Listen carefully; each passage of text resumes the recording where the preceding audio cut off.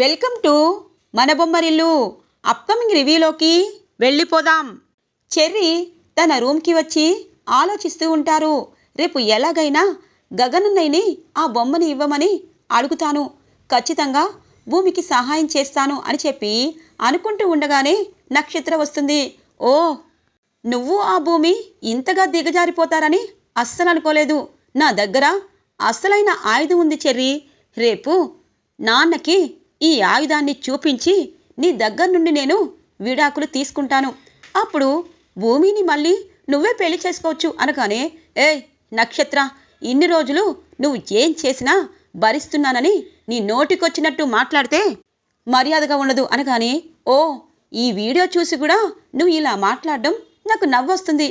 సర్లే, నాకు గగన్ కావాలి, నీకు భూమి కావాలి, అంతే కదా అనగానే ఇక నక్షత్ర దగ్గరికి వస్తారు. చూడు, భూమి నేను మంచి స్నేహితులం, కానీ నువ్వు ఇలా దొంగచాటుగా వీడియో తీసి మావయ్యకి చూపించాలనుకుంటే నేను అస్సలు ఊరుకోను అని చెప్పి ఫోన్ని లాక్కొని కింద పడేస్తారు. చెర్రీ, ఒరే చెర్రీ, నీకు ఎంత ధైర్యం అనగానే, ఏ మావయ్యతో కొట్టిస్తావా?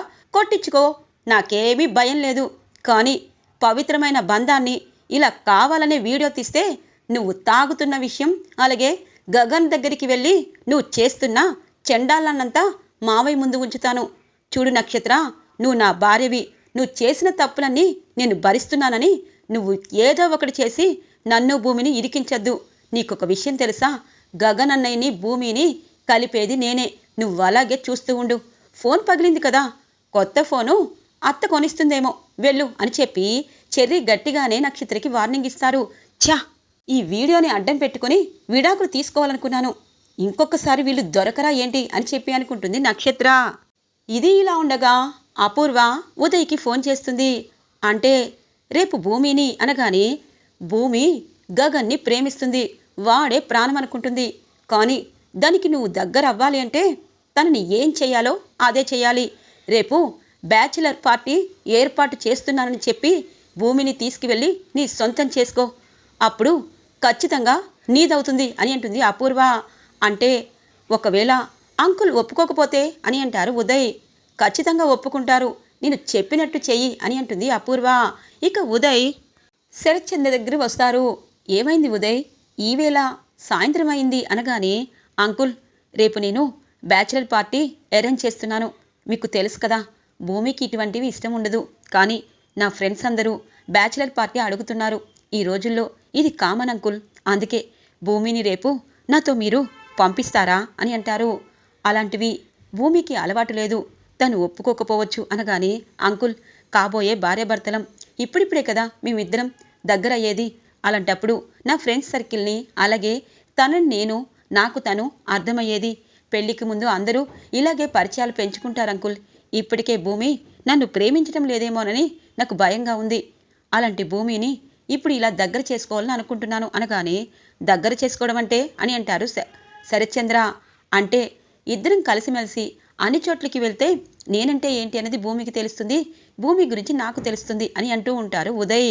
ఇక అపూర్వ దూరంగా నవ్వుకుంటూ ఉంటుంది. భూమి, రేపటితో నీ చాప్టర్ క్లోజ్. ఇన్ని రోజులు గగన్ని మనసులో ఉంచి ఆరాధించుకావు కదే, రేపటి నుండి ఉదయ్కి దగ్గరైపోతావులే అని అనుకుంటూ ఉంటుంది అపూర్వ. ఇక భూమిని పిలుస్తారు శరత్చంద్ర. అమ్మ భూమి, ఇప్పుడు కొత్త కొత్త సాంప్రదాయాలని పక్కన పెట్టి ఇక పిల్లల ఇష్టమే తల్లిదండ్రులు ఇష్టంగా మలుచుకున్నారు.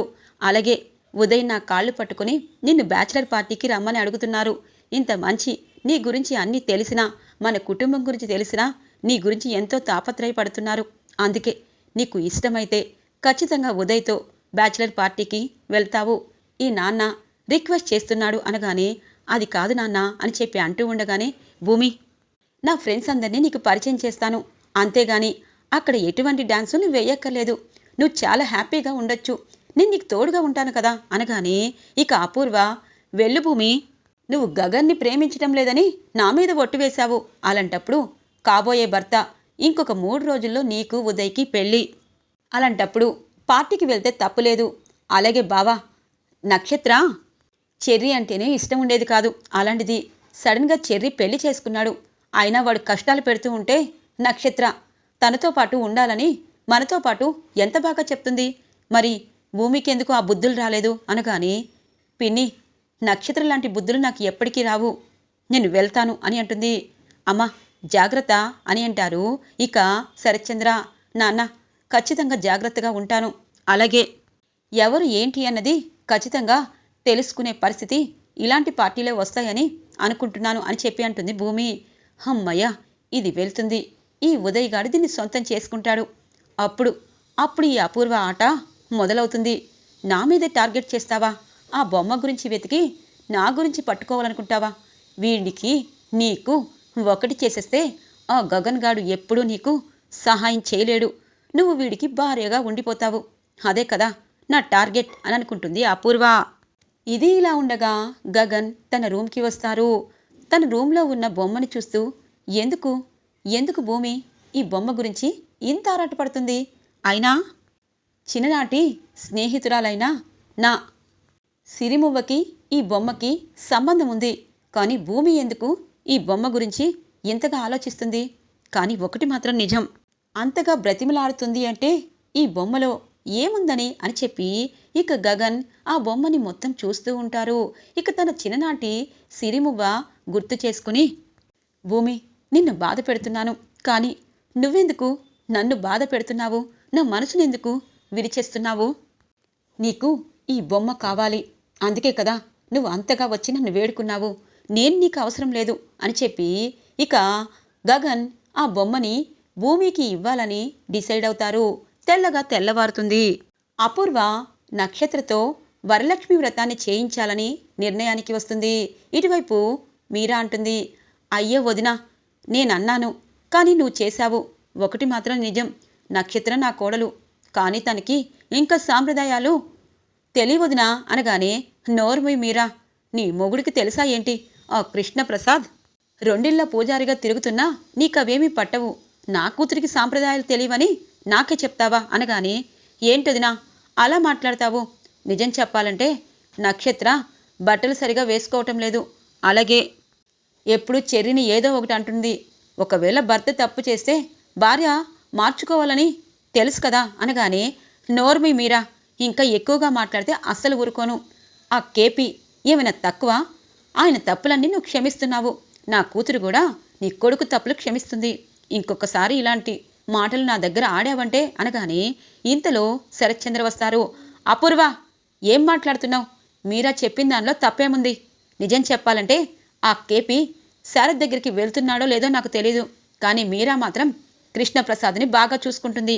అలాగే నక్షత్రకు కూడా తల్లిగా చెప్పాల్సినవి నువ్వు చెప్పాలి కదా, చెప్పకుండా ఇలా మీరాని తప్పుపడుతున్నావు. ఒకటి మాత్రం నిజం, నక్షత్ర ఈసారి చెర్రీ మీద కంప్లైంట్ చేస్తే గనక నక్షత్రని చెర్రీని వేరే గెస్ట్ హౌస్లో ఉంచి వాళ్ళిద్దరినీ ఒకరికి ఒకరు అర్థమయ్యేటట్టు చేస్తాను అని అంటారు శరత్చంద్ర. అమ్మో, మమ్మీ ఏంటి ఇలా బుక్ చేసింది? అయ్యో డాడీ, అదేమీ కాదు, ఈరోజు వరలక్ష్మి వ్రతం, అమ్మ నాకు సాంప్రదాయాలు చెప్తుంది. చెర్రీ చెర్రీ, నీకోసం కొత్త డ్రెస్ కొన్నాను, తీసుకో అనగానే, చెర్రీ నాకు కొంచెం పని ఉంది, నేను వెళ్తాను మావయ్య అనగానే, ఏరా పిచ్చి పిచ్చిగా ఉందా? వరలక్ష్మి వ్రతం నువ్వు నక్షత్ర చేసుకోవాలని అన్ని ఏర్పాట్లు అపూర్వ మీరా చేస్తున్నారు.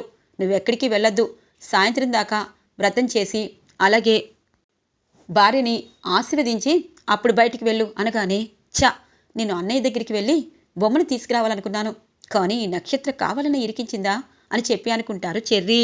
ఇక వరలక్ష్మి వ్రతం అపూర్వ ఇంట్లో పూర్తవుతుంది. ఇటువైపు భూమి రెడీ అవుతూ ఉంటుంది. గగన్ బావా, ఎందుకు నన్ను అపార్థం చేసుకుంటున్నావు? ఈ మధ్య ఎందుకు నాపై నీకు అనుమానం కలిగింది? బావా, నిజమైన ప్రేమికులకి నిజంగా తప్పు చేసినా క్షమించే గుణం ఉంటుంది. నువ్వెందుకు నా విషయంలో ఇలా ఆలోచిస్తున్నావు? కానీ ఒకటి మాత్రం నిజం, మా అమ్మని చంపిన ఆ అపూర్వాని ఖచ్చితంగా జైల్లో వేయిస్తాను. అప్పుడే కదా నాన్నకి నీ గురించి నా గురించి అర్థమవుతుంది. అప్పుడు నాన్నే మన ఇద్దరి పెళ్ళి చేస్తారు బావా. అప్పటిదాకా నేను నీకు తప్పుగానే కనిపించచ్చు, కానీ ఒకటి మాత్రం నిజం, నేనిప్పుడు మనస్ఫూర్తిగా ఏ పని చేయటం లేదు. ఆ బొమ్మని నాకు ఇవ్వు బావా, ఖచ్చితంగా ఇవ్వు అని చెప్పి రెడీ అవుతూ కిందికి వస్తుంది. చెర్రీ ఇక భూమిని చూస్తారు. నేను డ్రాప్ చేయనా అని అంటారు. వద్దు చెర్రీ, నేనే వెళ్తాను అని చెప్పి అంటూ ఉండగానే ఉదయ్ వస్తారు. అంకుల్, నేను భూమిని జాగ్రత్తగా తీసుకువెళ్ళి జాగ్రత్తగా ఇంట్లో డ్రాప్ చేస్తాను అనగానే సరే అని చెప్పి పాపం శరత్చంద్ర అంటూ ఉంటారు. భూమి శరత్చంద్ర వైపు బాధగా చూస్తూ ఉదయ్తో ఇక పార్టీకి వెళ్తూ ఉంటుంది. ఇది ఇలా ఉండగా గగన్ భూమికి ఫోన్ చేస్తూ ఉంటారు. భూమి ఫోన్ని ఇంట్లో మర్చిపోవడంతో చెర్రి ఎత్తుతారు. అన్నయ్య, భూమికి నువ్వేనా కాల్ చేసింది? అన్నయ్య, నీతో మాట్లాడాలి అనగానే ఇంతకీ భూమి ఎక్కడుంది? నువ్వు ఫోన్ లిఫ్ట్ చేశావు అని అంటారు గగన్. అంటే అన్నయ్య అనగానే చెప్పు, పర్వాలేదు చెర్రి. భూమి తను కాబోయే పిఎన్సీతో ఎంజాయ్ చేస్తుందా అనగానే అన్నయ్య ఏం మాట్లాడుతున్నావు?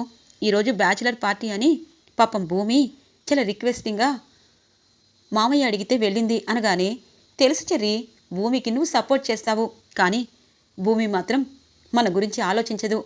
తను నిన్న బొమ్మ గురించి చాలా ఆరాటపడింది. అందుకే ఆ బొమ్మని ఇవ్వాలని డిసైడ్ అయ్యాను. ఎక్కడ ఆ పార్టీ అని అంటారు.